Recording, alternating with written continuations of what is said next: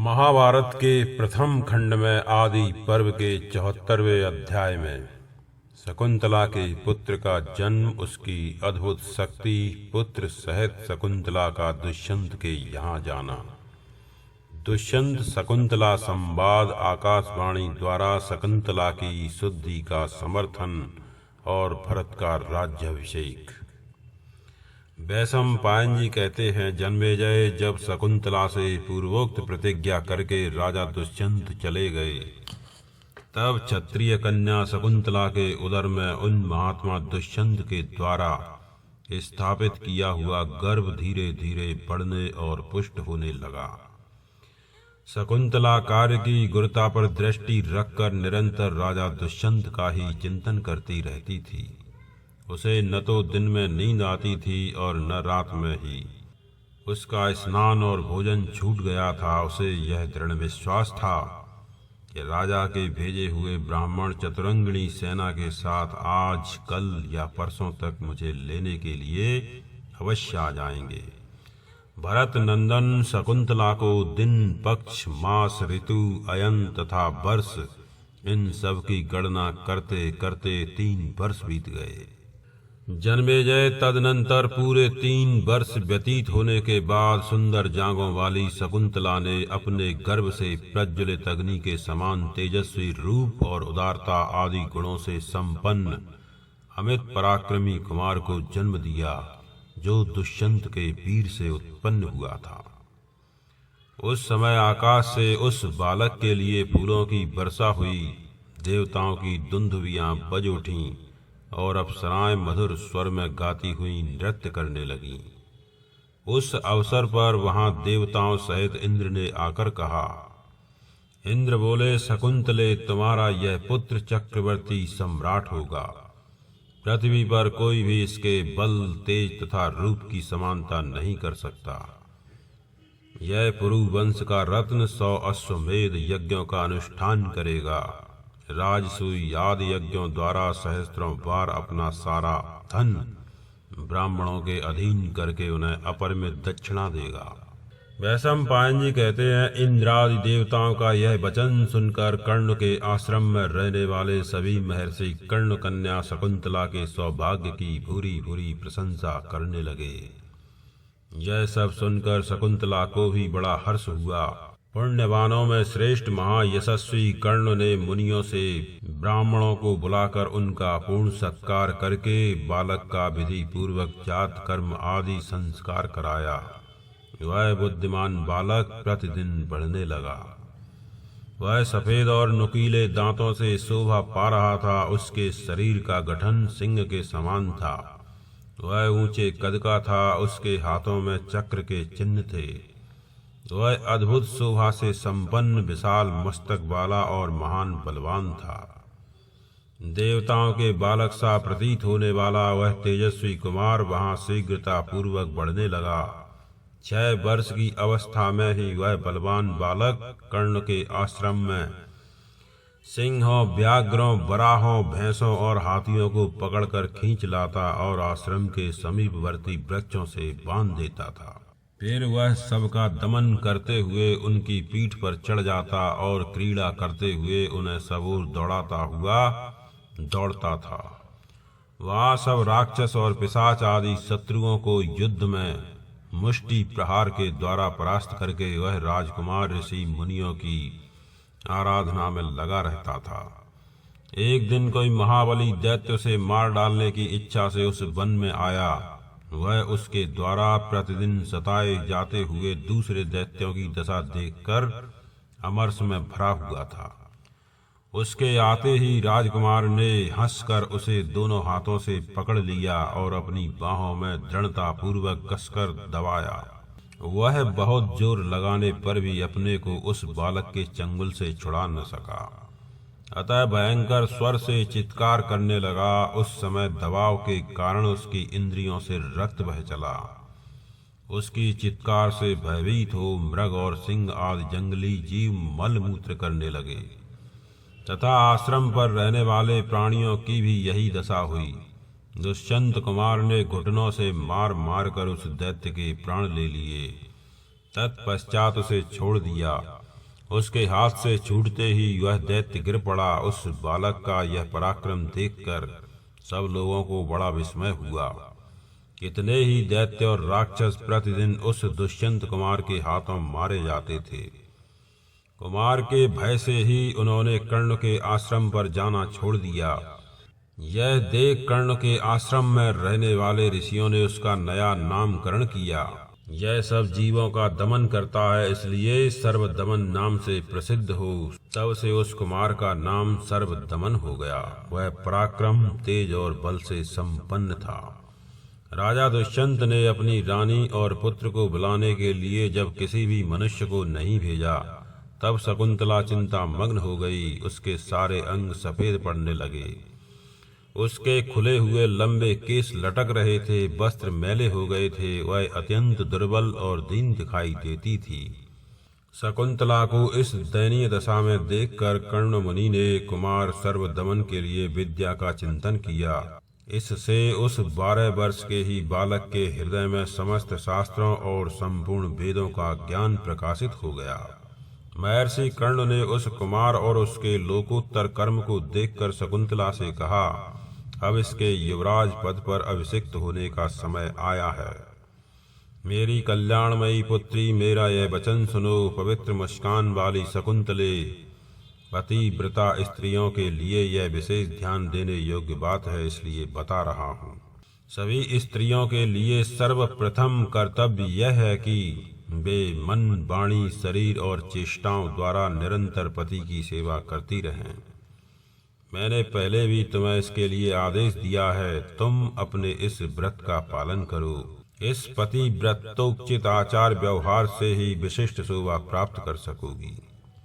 भद्रे, तुम्हें पुरु नंदन दुष्यंत के पास जाना चाहिए। वे स्वयं नहीं आ रहे हैं। ऐसा सोचकर तुमने बहुत सा समय उनकी सेवा से दूर रहकर बिता दिया। सुचिस्मते, अब तुम अपने हित की इच्छा से स्वयं जाकर राजा दुष्यंत की आराधना करो। वहाँ दुष्यंत कुमार सर्वदमन को युवराज पद पर प्रतिष्ठित देख तुम्हें बड़ी प्रसन्नता होगी। देवता, गुरु, क्षत्रिय, स्वामी तथा साधु पुरुष इनका संग विशेष हितकर है।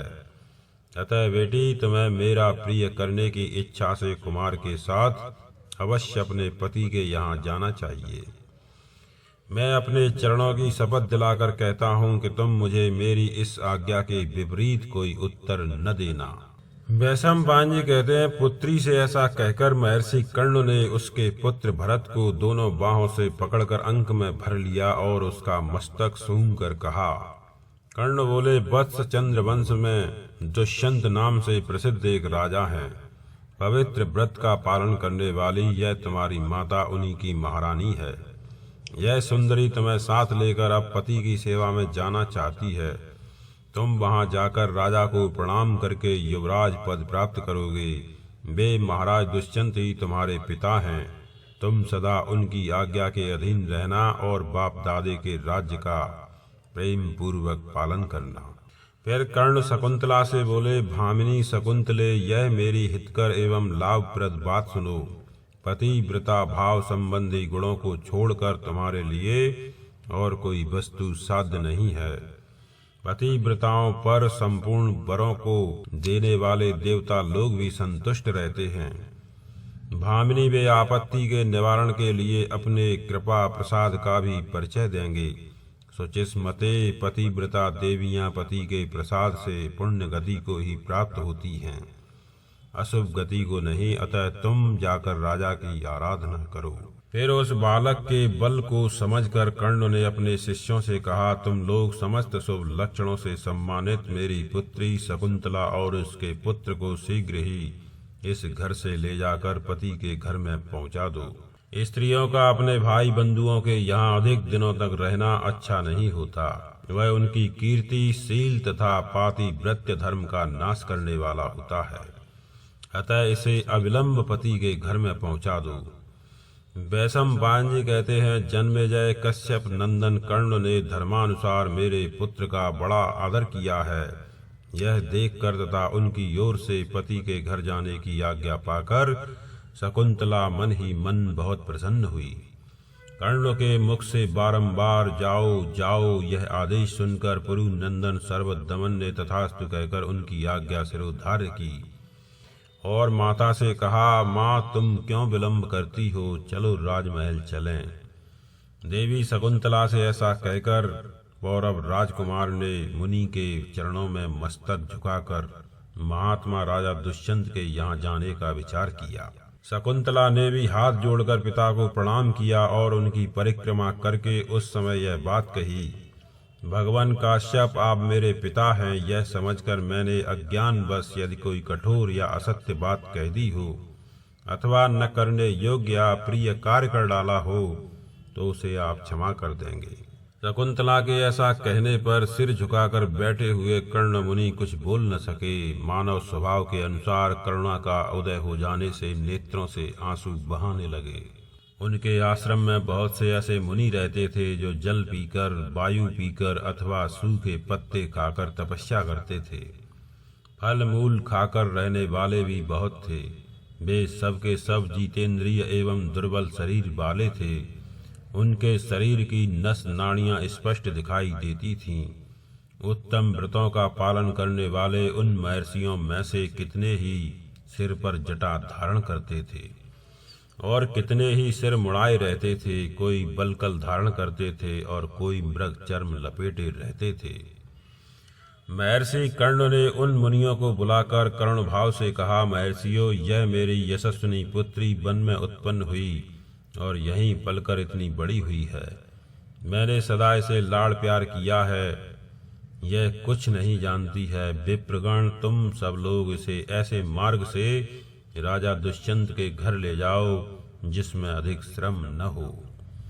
बहुत अच्छा कहकर वे सभी महातेजस्वी शिष्य पुत्र सहित शकुंतला को आगे करके दुष्यंत के नगर की ओर चले। तदनंतर सुंदर भौं वाली शकुंतला कमल के समान नेत्रों वाले देव बालक के सदृश तेजस्वी पुत्र को साथ ले अपने परिचित तपोवन से चलकर महाराज दुष्यंत के यहाँ आई।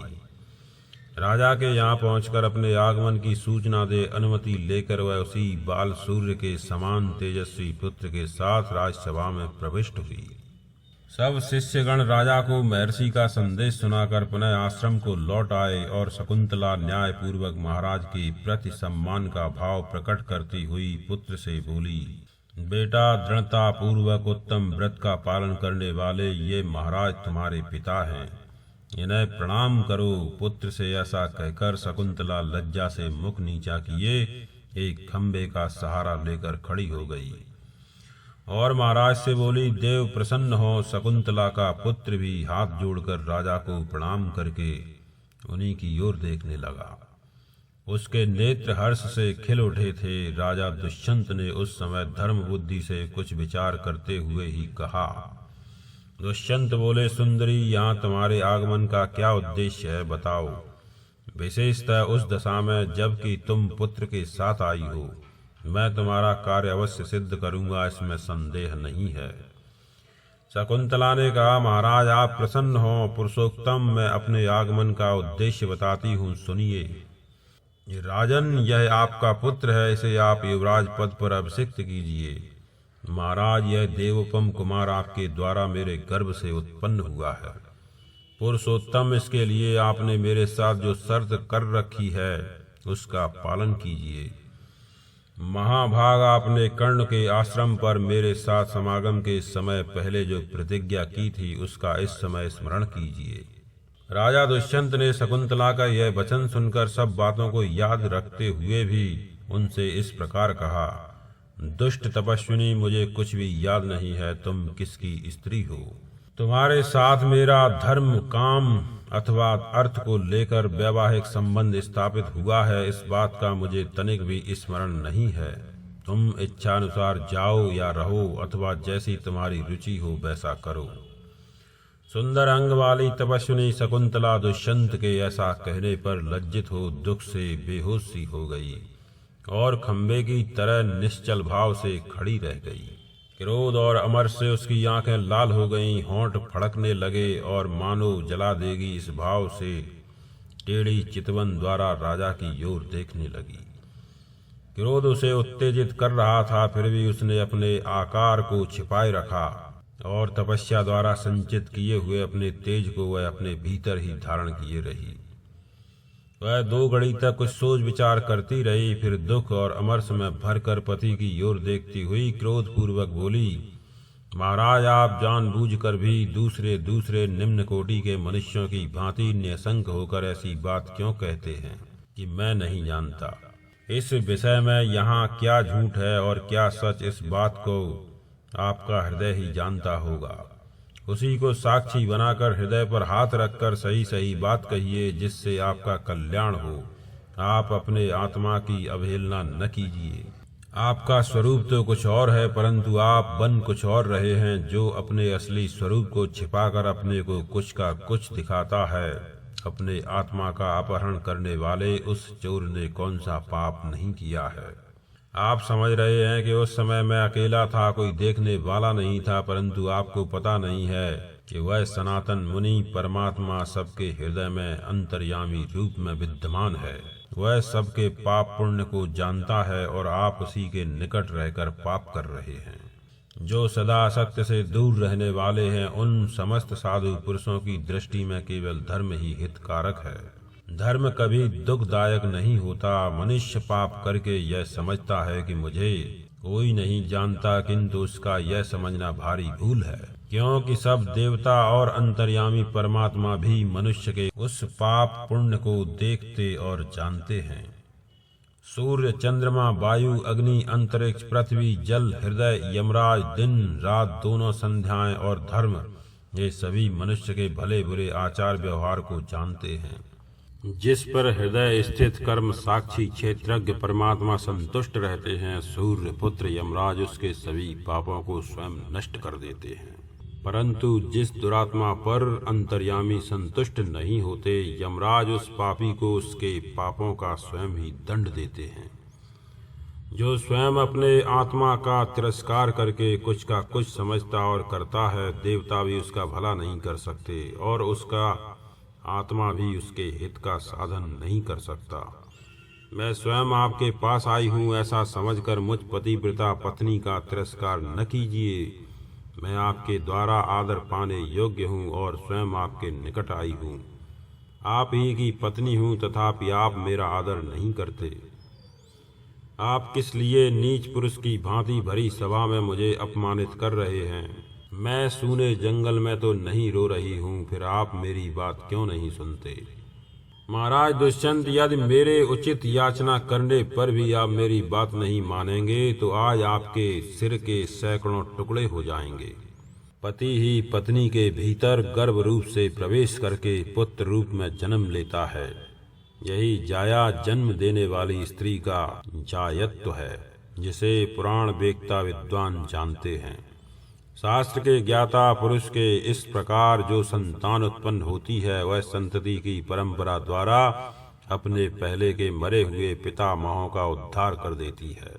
पुत्र पुत नामक नरक से पिता का त्राण करता है, इसलिए साक्षात ब्रह्मा जी ने उसे पुत्र कहा है। मनुष्य पुत्र से पुण्य लोकों पर विजय पाता है, पौत्र से अच्छे सुख का भागी होता है तथा पौत्र के पुत्र से प्रपितामह गण आनंद के भागी होते हैं।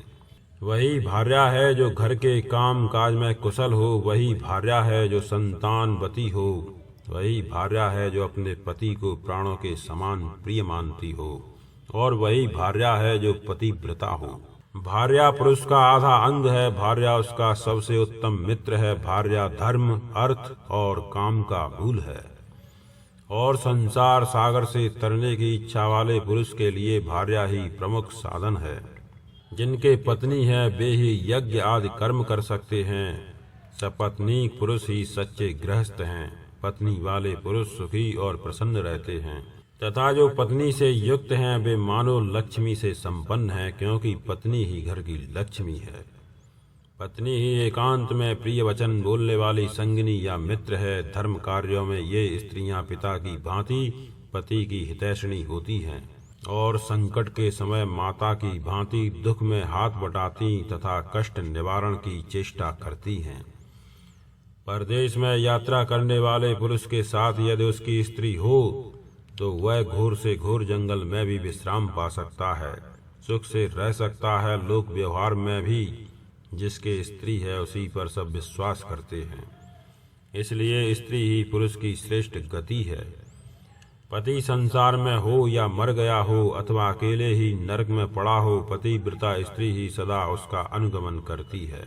साध्वी स्त्री यदि पहले मर गई हो तो परलोक में जाकर वह पति की प्रतीक्षा करती है, और यदि पहले पति मर गया हो तो सती स्त्री पीछे से उसका अनुसरण करती है। राजन, इसीलिए सुशीला स्त्री का पाणी ग्रहण करना सबके लिए अभीष्ट होता है, क्योंकि पति अपनी पतिव्रता स्त्री को इहलोक में तो पाता ही है, परलोक में भी प्राप्त करता है। पत्नी के गर्भ से अपने द्वारा उत्पन्न किए हुए आत्मा को ही विद्वान पुरुष पुत्र कहते हैं। इसलिए मनुष्य को चाहिए कि वह अपनी उस धर्म पत्नी को, जो पुत्र की माता बन चुकी है, माता के ही समान देखे। सबका अंतरात्मा ही सदा पुत्र नाम से प्रतिपादित होता है। पिता की जैसी चाल होती है, जैसे रूप, चेष्टा, आवर्त, भंवर और लक्षण आदि होते हैं, पुत्र में भी वैसी ही चाल और वैसे ही रूप, लक्षण आदि देखे जाते हैं। पिता के संपर्क से ही पुत्रों में शुभ अशुभ शील, गुण एवं आचार आदि आते हैं। जैसे दर्पण में अपना मुंह देखा जाता है, उसी प्रकार पत्नी के गर्भ से उत्पन्न अपने आत्मा को ही पुत्र रूप में देखकर पिता को वैसा ही आनंद होता है, जैसा पुण्यात्मा पुरुष को स्वर्ग लोक की प्राप्ति हो जाने पर होता है। जैसे धूप से तपे हुए जीव जल में स्नान कर लेने पर शांति का अनुभव करते हैं, उसी प्रकार जो मानसिक दुख और चिंताओं की आग में जल रहे हैं तथा जो नाना प्रकार के रोगों से पीड़ित हैं, वे मानव अपनी पत्नी के समीप होने पर आनंद का अनुभव करते हैं। जो परदेश में रहकर अत्यंत दुर्बल हो गए हैं, जो दीन और मलिन वस्त्र धारण करने वाले हैं, वे दरिद्र मनुष्य भी अपनी पत्नी को पाकर ऐसे संतुष्ट होते हैं मानो न कोई धन मिल गया हो। रति, प्रीति तथा धर्म पत्नी के ही अधीन है, ऐसा सोचकर पुरुष को चाहिए कि वह कुपित होने पर भी पत्नी के साथ कोई अप्रिय बर्ताव न करे। पत्नी अपना आधा अंग है, वह श्रुति का वचन है, वह धन, प्रजा, शरीर, लोक यात्रा, धर्म, स्वर्ग, ऋषि तथा पितर, इन सब की रक्षा करती है। स्त्रियां पति के आत्मा के जन्म लेने का सनातन पुण्य क्षेत्र है। ऋषियों में भी क्या शक्ति है कि बिना स्त्री के संतान उत्पन्न कर सकें। जब पुत्र धरती की धूल में सना हुआ पास आता है और पिता के अंगों से लिपट जाता है, उस समय जो सुख मिलता है उससे बढ़कर और क्या हो सकता है। देखिए, आपका यह पुत्र स्वयं आपके पास आया है और प्रेम पूर्ण तिरछी चितवन से आपकी ओर देखता हुआ आपकी गोद में बैठने के लिए उत्सुक है। फिर आप किस लिए इसका तिरस्कार करते हैं। चींटियां भी अपने अंडों का पालन ही करती हैं, उन्हें फोड़ती नहीं हैं। फिर आप धर्मज्ञ होकर भी अपने पुत्र का भरण पोषण क्यों नहीं करते। ये मेरे अपने ही अंडे हैं ऐसा समझकर कौवे कोयल के अंडों का भी पालन पोषण करते हैं। फिर आप सर्वज्ञ होकर अपने से ही उत्पन्न हुए ऐसे सुयोग्य पुत्र का सम्मान क्यों नहीं करते। लोग मलयगिरी के चंदन को अत्यंत शीतल बताते हैं, परंतु गोद में सटाए हुए शिशु का स्पर्श चंदन से भी अधिक शीतल एवं सुखद होता है। अपने शिशु पुत्र को हृदय से लगा लेने पर उसका स्पर्श जितना सुखदायक जान पड़ता है, वैसा सुखद स्पर्श न तो कोमल वस्त्रों का है, न रमणीय सुंदरियों का है और न शीतल जल का ही है। मनुष्यों में ब्राह्मण श्रेष्ठ है, चतुष्पदों चौपायों में गौ श्रेष्ठतम है, गौरवशाली व्यक्तियों में गुरु श्रेष्ठ है और स्पर्श करने योग्य वस्तुओं में पुत्र ही सर्वश्रेष्ठ है। आपका यह पुत्र देखने में कितना प्यारा है, यह आपके अंगों से लिपटकर आपका स्पर्श करे। संसार में पुत्र के स्पर्श से बढ़कर सुखदायक स्पर्श और किसी का नहीं है। शत्रुओं का दमन करने वाले सम्राट, मैंने पूरे 3 वर्षों तक अपने गर्भ में धारण करने के पश्चात आपके इस पुत्र को जन्म दिया है। यह आपके शोक का विनाश करने वाला होगा। पौरव, पहले जब मैं सौर में थी उस समय आकाशवाणी ने मुझसे कहा था कि यह बालक 100 अश्वमेध यज्ञों का अनुष्ठान करने वाला होगा। प्रायः देखा जाता है कि दूसरे गांव की यात्रा करके लौटे हुए मनुष्य घर आने पर बड़े स्नेह से पुत्रों को गोद में उठा लेते हैं और उनके मस्तक सूंघकर आनंदित होते हैं। पुत्रों के जात कर्म संस्कार के समय वेदज्ञ ब्राह्मण जिस वैदिक मंत्र समुदाय का उच्चारण करते हैं उसे आप भी जानते हैं। उस मंत्र समुदाय का भाव इस प्रकार है। हे बालक, तुम मेरे अंग अंग से प्रकट हुए हो, हृदय से उत्पन्न हुए हो, तुम पुत्र नाम से प्रसिद्ध मेरे आत्मा ही हो, अतः बस तुम 100 वर्षों तक जीवित रहो। मेरा जीवन तथा अक्षय संतान परंपरा भी तुम्हारे ही अधीन है, अतः पुत्र तुम अत्यंत सुखी होकर 100 वर्षों तक जीवन धारण करो। यह बालक आपके अंगों से उत्पन्न हुआ है, मानो एक पुरुष से दूसरा पुरुष प्रकट हुआ है। निर्मल सरोवर में दिखाई देने वाले प्रतिबिंब की भांति अपने द्वितीय आत्मा रूप इस पुत्र को देखिए। जैसे गार्हपत्य अग्नि से आहवनी अग्नि का प्रणयन प्राकट्य होता है, उसी प्रकार यह बालक आपसे उत्पन्न हुआ है। मानो आप एक होकर भी अब 2 रूपों में प्रकट हो गए हैं। राजन, आज से कुछ वर्ष पहले आप शिकार खेलने वन में गए थे। वहाँ एक हिंसक पशु के पीछे आकृष्ट हो आप दौड़ते हुए मेरे पिताजी के आश्रम में पहुँच गए, जहाँ मुझ कुमारी कन्या को आपने गांधर्व विवाह द्वारा पत्नी रूप में प्राप्त किया। उर्वशी, पूर्वचिक्ति, सहजन्या, मेनका, विश्वाची और घृताची ये 6 अप्सराएं ही अन्य सब अप्सराओं से श्रेष्ठ हैं। उन सब में भी मेनका नाम वाली अप्सरा श्रेष्ठ है, क्योंकि वह साक्षात ब्रह्मा जी से उत्पन्न हुई है। उसी ने स्वर्ग लोक से भूतल पर आकर विश्वामित्र जी के संपर्क से मुझे उत्पन्न किया था। महाराज, पूर्व काल में कुश नाम से प्रसिद्ध एक धर्मपरायण तेजस्वी महर्षि हो गए हैं, जो दूसरे अग्निदेव के समान प्रतापी थे। उनकी उत्पत्ति ब्रह्मा जी से हुई थी। वे महर्षि विश्वामित्र के प्रपितामह थे। उसके बलवान पुत्र का नाम कुशनाभ था। वे बड़े धर्मात्मा थे। राजन, कुशनाभ के पुत्र गादी हुए और गादी से विश्वामित्र का जन्म हुआ। ऐसे कुलीन महर्षि मेरे पिता हैं और मेनका मेरी श्रेष्ठ माता है। उस मेनका अप्सरा ने हिमालय के शिखर पर मुझे जन्म दिया, किंतु वह असद व्यवहार करने वाली अप्सरा मुझे पराई संतान की तरह वहीं छोड़कर चली गई। वे पक्षी भी पुण्यवान हैं, जिन्होंने एक साथ आकर उस समय धर्म पूर्वक अपने पंखों से मेरी रक्षा की। शकुंतलों ने मेरी रक्षा की, इसलिए मेरा नाम शकुंतला हो गया।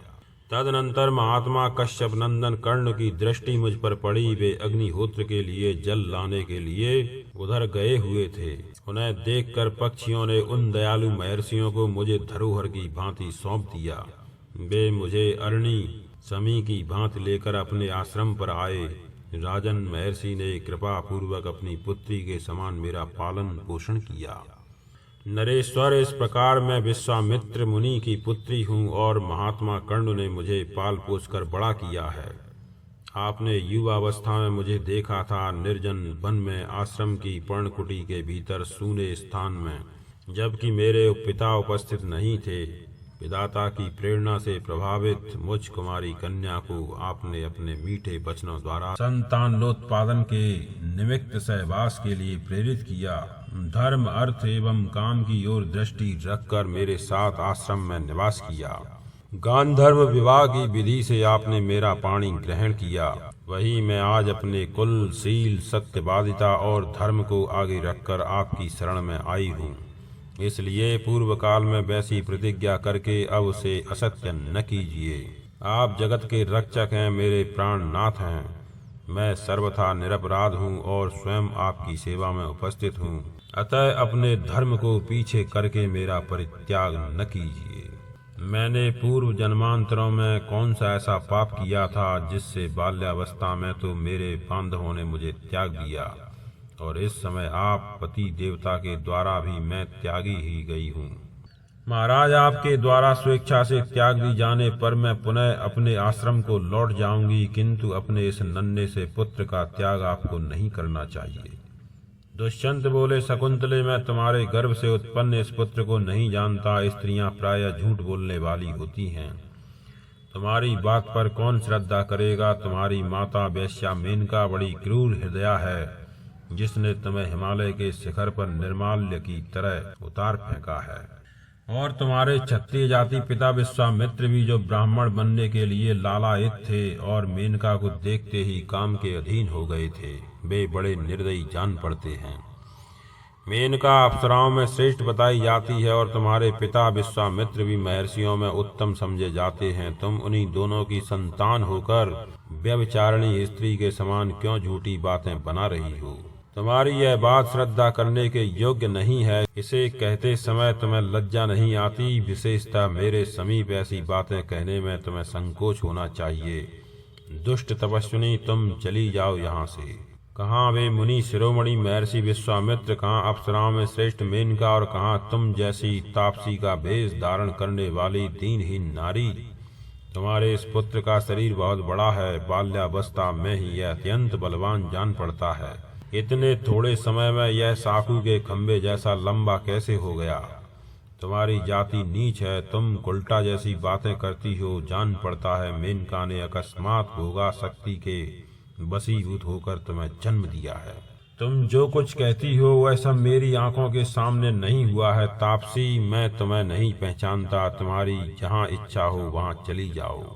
शकुंतला ने कहा, राजन, आप दूसरों के सरसों बराबर दोषों को तो देखते रहते हैं, किंतु अपने बेल के समान बड़े बड़े दोषों को देखकर भी नहीं देखते। मेनका देवताओं में रहती है और देवता मेनका के पीछे चलते हैं, उसका आदर करते हैं। उसी मेनका से मेरा जन्म हुआ है।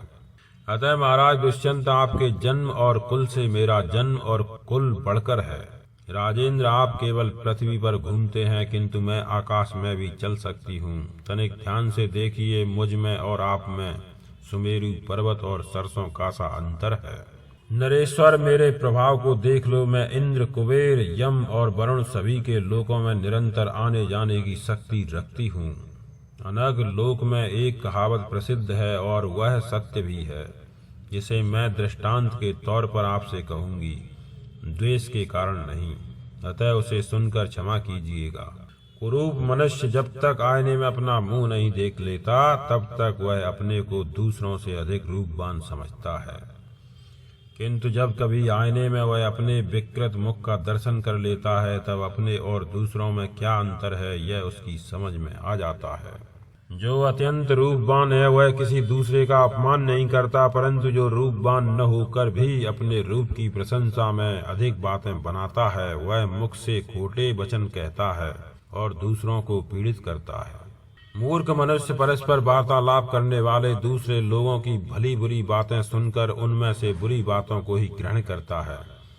ठीक वैसे ही जैसे सुअर अन्य वस्तुओं के रहते हुए भी विष्टा को ही अपना भोजन बनाता है, परंतु विद्वान पुरुष दूसरे वक्ताओं के शुभाशुभ वचन को सुनकर उनमें से गुण युक्त बातों को ही अपनाता है। ठीक उसी तरह जैसे हंस पानी को छोड़कर केवल दूध ग्रहण कर लेता है। साधु पुरुष दूसरों की निंदा का अवसर आने पर जैसे अत्यंत संतप्त हो उठता है, ठीक उसी प्रकार दुष्ट मनुष्य दूसरों की निंदा का अवसर मिलने पर बहुत संतुष्ट होता है।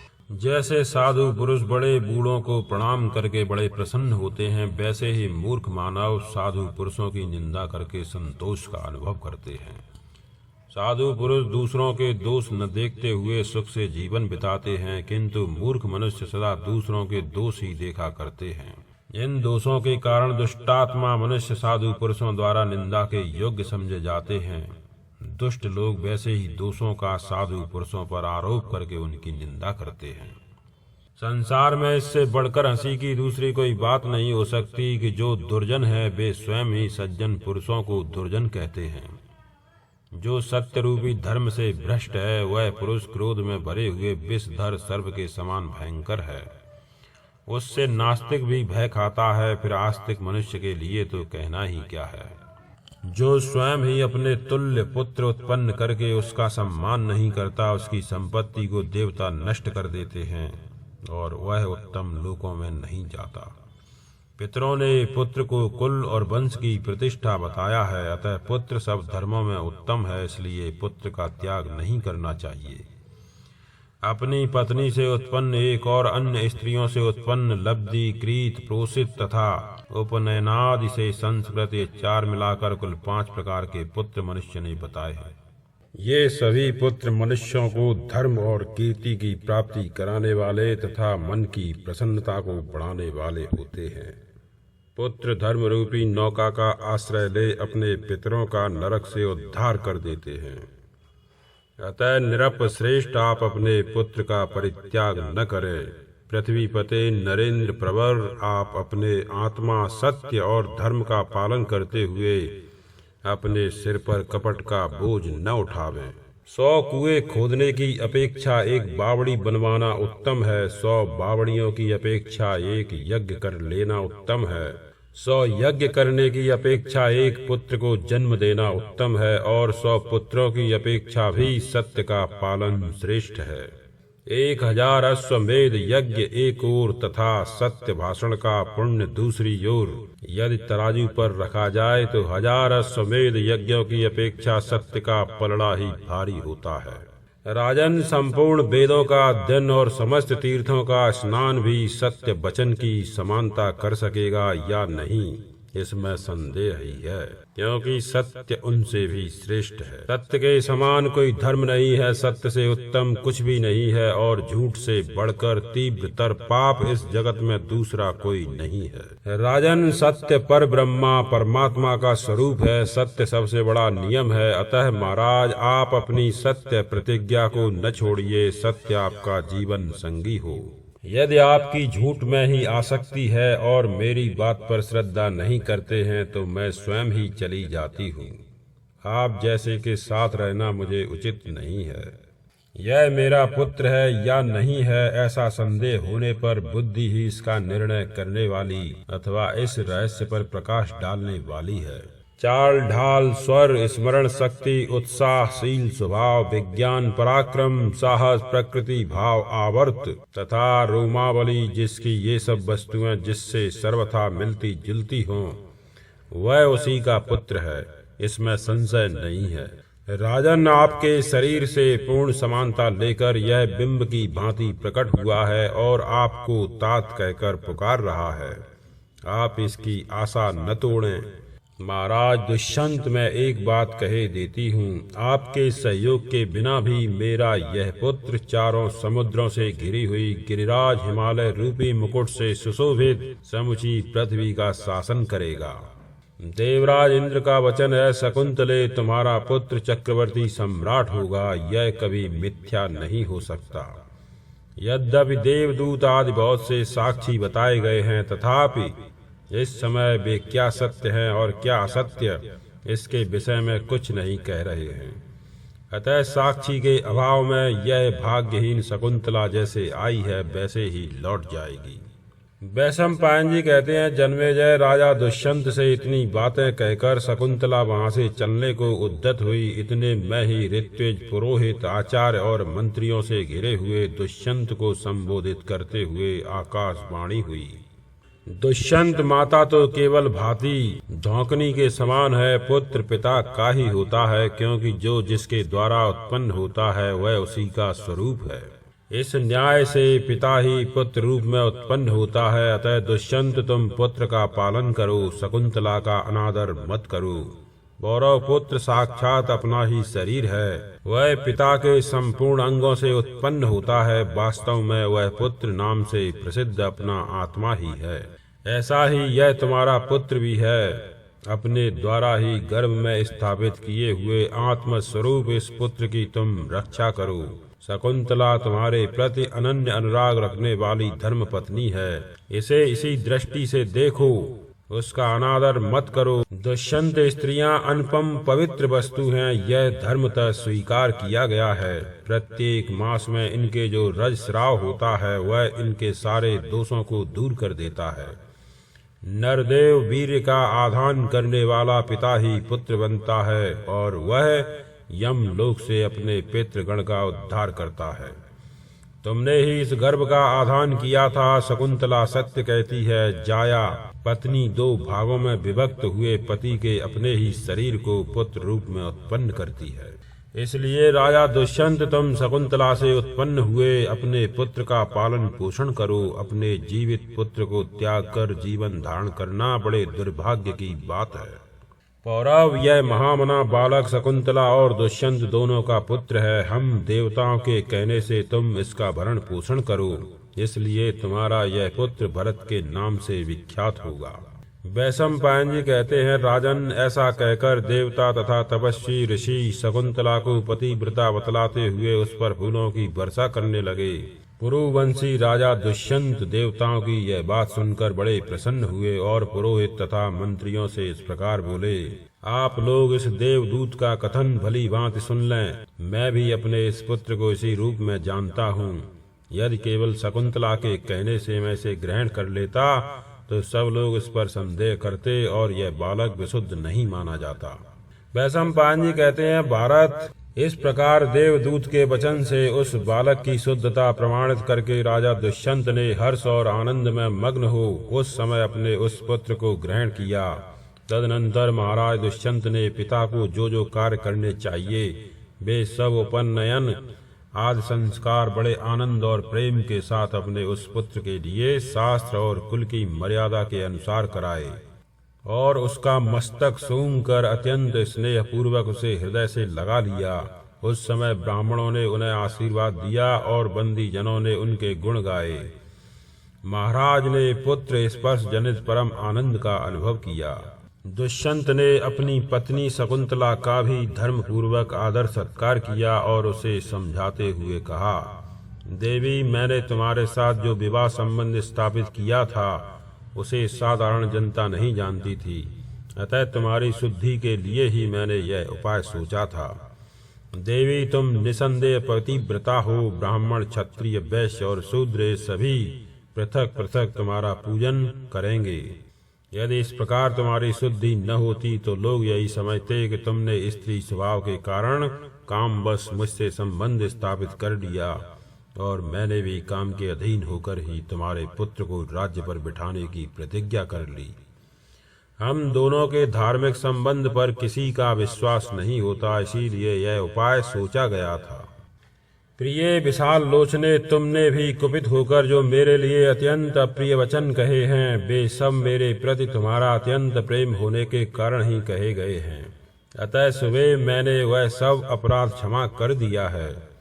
विशाल नेत्रों वाली देवी, इसी प्रकार तुम्हें भी मेरे कहे हुए असत्य, अप्रिय, कटु एवं पापपूर्ण दुर्वचनों के लिए मुझे क्षमा कर देना चाहिए। पति के लिए क्षमा भाव धारण करने से स्त्रियां पातिव्रत्य धर्म को प्राप्त होती हैं। जन्मेजय, अपनी प्यारी रानी से ऐसी बात कहकर राजर्षि दुष्यंत ने अन्न, पान और वस्त्र आदि के द्वारा उसका आदर सत्कार किया। तदनंतर वे अपनी माता रथंतर्या के पास जाकर बोले, माँ, यह मेरा पुत्र है जो वन में उत्पन्न हुआ है। यह तुम्हारे शोक का नाश करने वाला होगा। सुबह तुम्हारे इस पौत्र को पाकर आज मैं पितृ ऋण से मुक्त हो गया। महाभागे, यह तुम्हारी पुत्र वधू है। महर्षि विश्वामित्र ने इसे जन्म दिया और महात्मा कर्ण ने पाला है। तुम शकुंतला पर कृपा दृष्टि रखो।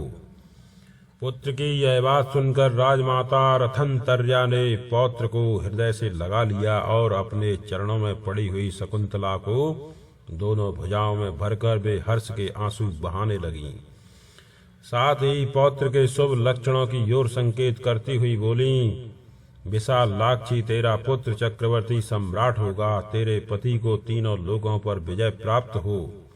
सुंदरी, तुम्हें सदा दिव्य भोग प्राप्त होते रहें। यह कहकर राजमाता रथंतर्या अत्यंत हर्ष से विभोर हो उठी।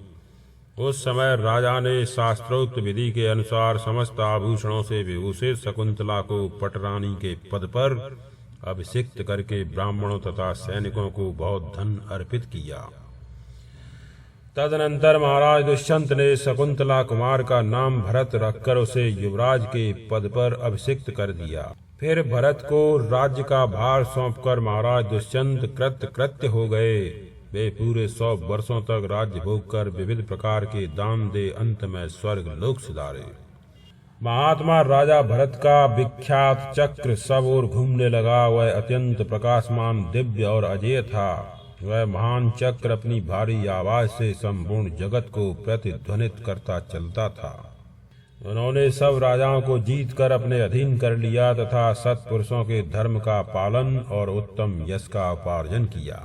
महाराज भरत समस्त भूमंडल में विख्यात प्रतापी एवं चक्रवर्ती सम्राट थे। उन्होंने देवराज इंद्र की भांति बहुत से यज्ञों का अनुष्ठान किया। महर्षि कर्ण ने आचार्य होकर भरत से प्रचुर दक्षिणाओं से युक्त गोवितत नामक अश्वमेध यज्ञ का विधि पूर्वक अनुष्ठान करवाया। श्रीमान भरत ने उस यज्ञ का पूरा फल प्राप्त किया। उसमें महाराज भरत ने आचार्य कर्ण को 1 सहस्त्र पद्म स्वर्ण मुद्राएं दक्षिणा रूप में दी। भरत से ही इस भूखंड का नाम भारत अथवा भूमि का नाम भारती हुआ। उन्हीं से यह कौरव वंश भरत वंश के नाम से प्रसिद्ध हुआ। उनके बाद उस कुल में पहले तथा आज भी जो राजा हो गए हैं वे भारत भरतवंशी कहे जाते हैं। भरत के कुल में देवताओं के समान महापराक्रमी तथा ब्रह्मा जी के समान तेजस्वी बहुत से राजर्षि हो गए हैं, जिनके संपूर्ण नामों की गणना असंभव है।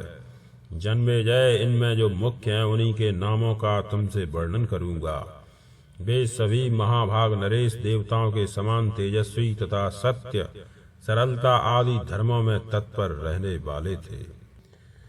इस प्रकार श्री महाभारत आदि पर्व के अंतर्गत संभव पर्व में शकुंतलोपाख्यान विषयक 74वां अध्याय संपूर्ण हुआ।